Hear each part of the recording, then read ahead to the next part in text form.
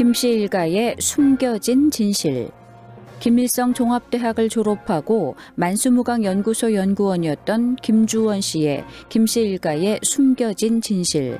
김정은 정권과 북한 고위 특권층의 숨겨진 생활 실체를 파헤쳐 봅니다.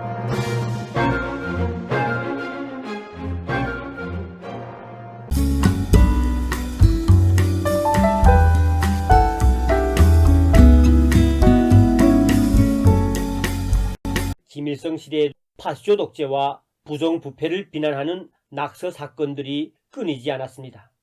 이런 사건이 터질 때마다 주민들은 국가보위부의 필적 조사를 받아야 했습니다. 제가 다니던 김일성 종합대학에서도 1988년 삐라와 같은 투소 편지 사건이 발생해 교내가 발칵 뒤집힌 적이 있었습니다. 다행히 저는 1987년에 김일성 종합대학을 졸업하고 투소 사건이 발생했을 당시에는 3대 혁명 소조로 지방에 파견돼 있었습니다. 저도 3대 혁명 소조운동 생활을 하던 중에 1989년 1월에 휴가를 받고 평양에 들렸다가 그 충격적인 내막을 접하게 되었습니다. 김일성 종합대학에서 있었던 투소 사건을 저에게 처음 들려준 분은 북한의 영화문학 작가인 민순실 선생이었습니다. 평양시 만경대구역 강복거리에 살고 있던 민순실 선생은 1986년 조선예술영화 촬영소에서 창작해 김일성과 김정일로부터 높은 평가를 받은 예술영화 사랑의 노래의 대본을 직접 완성한 작가로 북한의 영화계에서 명망이 높았습니다. 예술영화 사랑의 노래는 평양산원을 중심으로 북한의 체제를 선전하는 영화였습니다. 민순실 선생과 저의 가정은 오랜 친분관계를 가지고 있었습니다. 개성 출신인 민순실 선생은 고아로 해방 후 저의 외할아버지의 손에서 자랐습니다. 민순실 선생이 김일성 종합대학 어문학부에 입학하게 된 과정도 저의 외할아버지의 노력이 컸다고 합니다. 그래서인지 민순실 선생과 나는 이모와 조카 같은 사이였고 대학생활은 물론 소조생활을 하던 때에도 자주 만나서 속을 털어놓았습니다. 소조생활 과정에 휴가를 받았던 1989년 1월에도 저는 지방에 있는 가족들보다 먼저 평양에 계시는 민순실 선생의 집부터 찾았습니다. 저를 반갑게 맞은 민 선생은 집안에서 누가 엿듣기라도 하듯이 평소보다 목소리를 낮추었습니다. 그러면서 저를 이끌고 서재로 향했습니다. 내벽이 책으로 꽉 찬 서재가 요새처럼 느껴졌는지 그제야 큰 숨을 몰아쉬고 그동안 김일성 종합대학에서 일어난 투소 편지 사건을 이야기하는 것이었습니다. 투소 편지 사건의 내용은 정말 충격적이었습니다.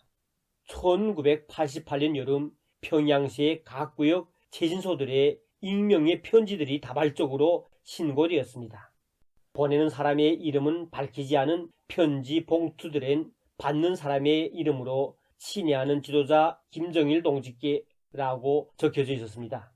평양시의 각 체신소 우체통에 투소된 편지의 내용은 북한의 체제를 신랄하게 비판하는 그런 내용으로 다 들어차 있었습니다. 우선 투소에서 김일성의 독재를 강하게 비난하며 낡은 사회주의 제도의 연장으로 국가 발전을 이끌 수 없다고 지적했습니다. 또 마르크스 자본론의 모순점을 조목조목 지적하면서 프롤레타리아 독재는 창조성을 억제하고 경제발전을 침해한다고 강조한 것으로 알려졌습니다. 제가 파악하고 있는 투소의 가장 중요한 내용은 북한 사회 성분제도에 대한 비판이었습니다. 투소자는 21세기가 눈앞에 닥쳐왔는데 아직도 봉건 사회에서 권력을 유지하던 신분제도가 남아있는 북한의 체제는 무계급 사회를 지향하는 공산주의 이념과 완전히 상반되는 가혹한 노예사회이고 극악한 착취사회라고 주장하였습니다. 그러면서 출신 성분이나 가정 토대가 없는 진정한 무계급 사회에서 능력 있는 사람들이 국가 발전을 위하여 일할 수 있어야 나라가 발전할 수 있고 경제 활성화도 기대할 수 있다며 백두산 줄기요, 낙동강 줄기요 하는 사회계층을 부정했습니다. 북한의 권력층들이 만들어낸 사회계층 제도에 의해서 공부도 못하고 사회적으로 인성이 대먹지 않은 자들이 할아버지나 아버지의 후광으로 간부가 되고 있다며 이를 비판할 자유마저 빼앗긴 인민의 삶은 과연 무엇인가고 질문했습니다. 국가보위부가 투수와 관련해 김일성 종합대학을 의심한 것은 그 주위의 최신소들에서 편지가 많이 나왔기 때문입니다.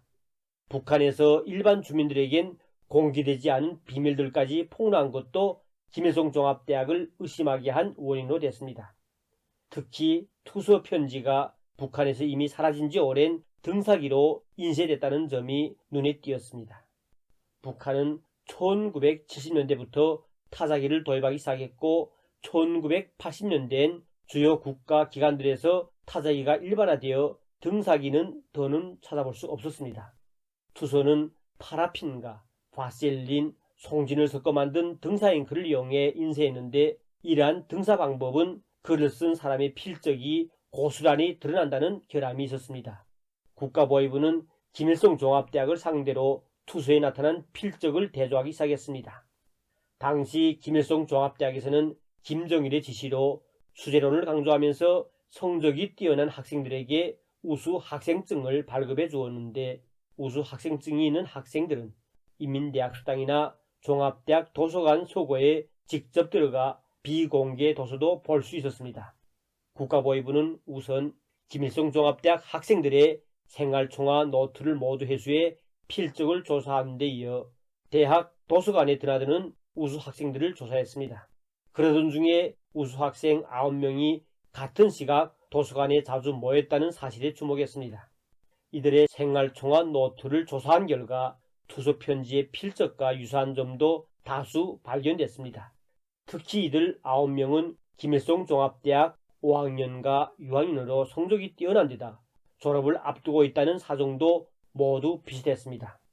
국가보위부로부터 투서 편지를 직접 받아본 김정일은 어떤 일이 있어도 이들 전부 반드시 잡아내서 극형에 처해야 한다는 지시를 내렸습니다.